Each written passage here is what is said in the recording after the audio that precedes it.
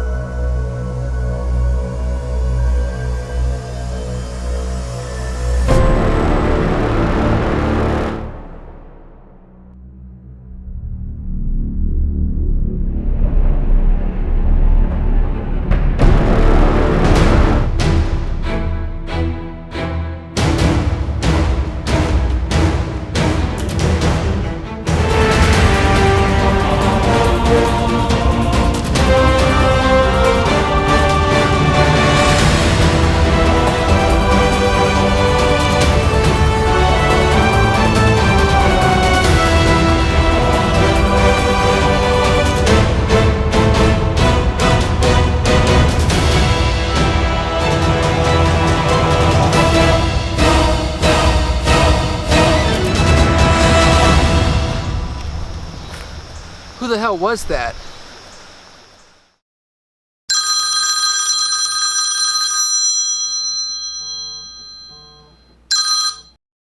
Hello, I'm Bill Gates. I can guarantee you one thing. You have never seen a tech video introed like that. If you like that, hit subscribe because it's only going to get worse from here. All right, so let's talk about which mid-2015 MacBook Pro you should be buying. For the sake of this video, I'm only referring to the 15-inch versions because those are the ones that have the most variance. For 13-inch models, typically you'll be fine with almost any MacBook Pro made from like 2012 up to like 2017. They're pretty much all the exact same. 2018, 2019, they're more powerful, but that's just my little rant because I hear people saying, oh, I bought this for $300. And I'm like, oh, really? The 15-inch? They go, oh, no, the 13-inch. There's a pretty big distinction. So if you are looking for a more powerful laptop, the 15-inch version is what you should be looking at, while the 13-inch version is not going to be quite powerful enough if you want to do more heavy tasks. So let's begin. The mid-2015 MacBook Pros are the famous MacBook Pros basically in the last few years. They're like the last good MacBook Pro that Apple made, but I actually kind of disagree with that because I think the 2013s and 2014s are slightly better. We'll get into that a little bit later, but we're talking strictly about the 2015 MacBook Pros. Which one should you buy? And for the sake of this video, I'm going to make it pretty cut and dry. There's only one of them that you should buy, and it's the one with the dedicated graphics card. The 2015 MacBook Pros carry a higher price tag because they were sold at the Apple Store for longer, but the models that were sold in the Apple Store directly from Apple for longer were the non-dedicated graphics versions, only the ones with integrated graphics cards. And for those of you who don't know, a dedicated graphics card is essentially a standalone chip inside of the computer that does all the graphics intensive tasks, that is way more powerful than anything that is built onto like the CPU in the integrated graphics. So a dedicated graphics card for heavier tasks such as photo editing, video editing, 3D modeling, all that kind of stuff. It's going to work much better on like a MacBook Pro with a dedicated graphics card as opposed to a non-dedicated graphics card. But what I've noticed recently is a lot of people are purchasing the 2015 MacBook Pros without the dedicated graphics card, and I think that that's actually a pretty big mistake. Obviously, it's still a pretty solid computer, but for the extra premium you pay for the slightly better features, you're actually losing out on a little bit of horsepower in a lot of cases with the mid-2015 MacBook Pros without the dedicated graphics card, so we can dive into that a little bit further. The 2015 MacBook Pros with dedicated graphics card typically are like $1,100 to $1,200. They're pretty expensive, while the ones without the dedicated graphics card run anywhere from $800 to about $900. I purchased this one right here, this mid-2015 MacBook Pro, for $850, and it features a dedicated graphics card, which is why I wanted to discuss that today. If you have a mid-2015 or 2014, 2013, 2016, 2017, I don't really care. The quickest way to check what graphics card you have is to go to System Information, click on Graphics/Displays, and then it'll show you your graphics card in there. So the mid-2015 MacBook Pro that you should be buying is the one with the dedicated graphics card. We know that now. But let's say you can't spend $1,200 on a laptop and you only have about $800, and you see the mid-2015 MacBook Pro without the dedicated graphics card and you're thinking, well, should I just buy this one?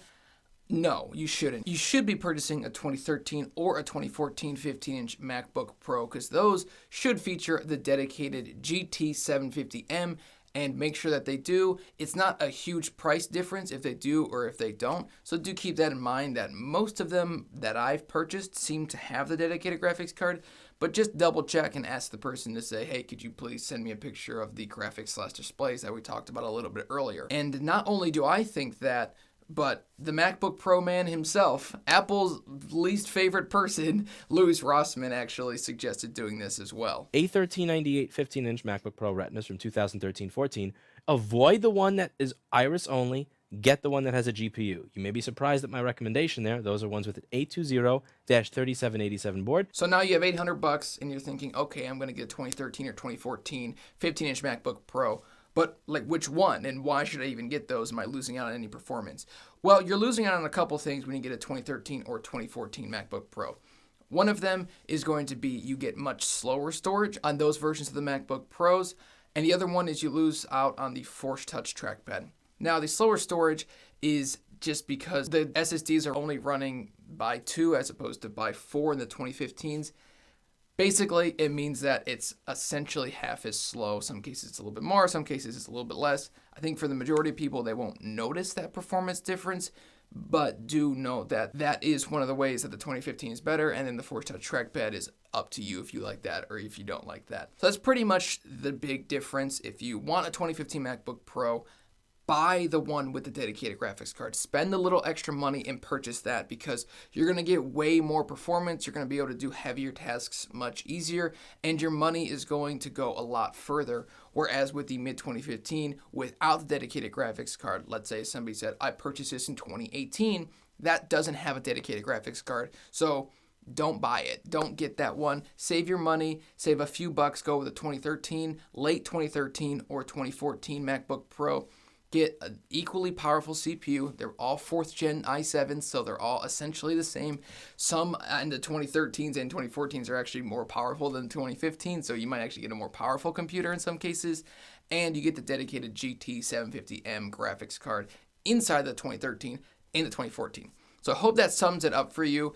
It's a lot to take in. It's kind of confusing. I understand that. I get confused even talking about it sometimes, but to break it down, if you have $800 or less to buy a MacBook Pro and you want one of the Retina MacBook Pros that have the Thunderbolt 2 ports, USB Type-A ports, and the SD card slot, go with a late 2013 or a 2014 MacBook Pro, not the early 2013 because that only features 3rd gen i7s and you're going to lose a lot of performance with that as opposed to the 4th gen i7s. And avoid the non-dedicated graphics versions of the 2013, 2014, and the 2015.